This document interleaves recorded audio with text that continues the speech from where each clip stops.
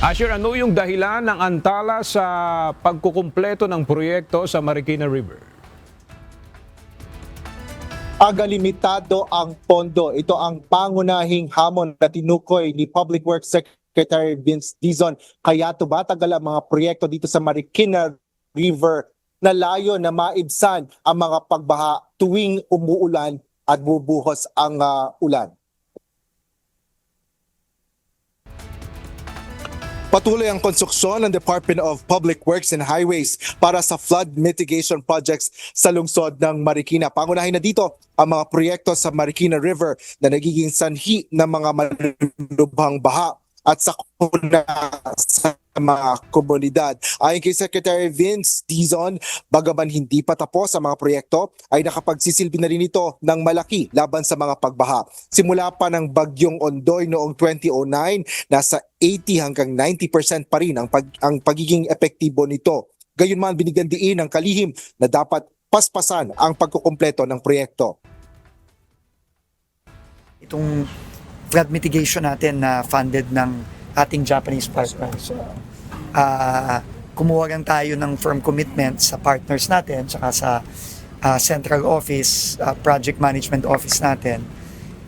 By 2027, mid-2027, itong buong project natin ng flood mitigation for Pasig Marikina matatapos na.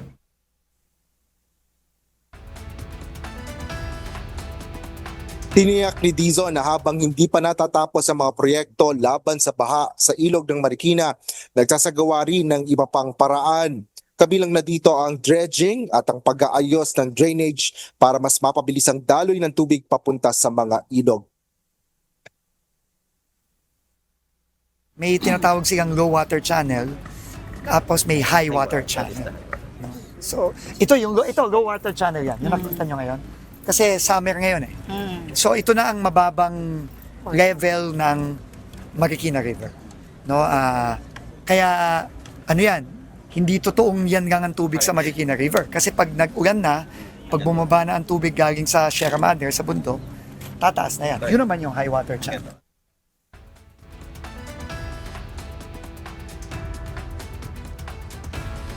Bukod sa Marikina River ay 4 pa na flood mitigation projects ang personal na binisita ng DPWH sa pangunguna nga ni Secretary Vince Dizon upang matiyak na tuloy-tuloy ang pagkonstruksyon ng mga proyekto. Yan ang latest dito sa Marikina. Balik sa'yo, Aga. Maraming salamat, Asher Cadapan Jr.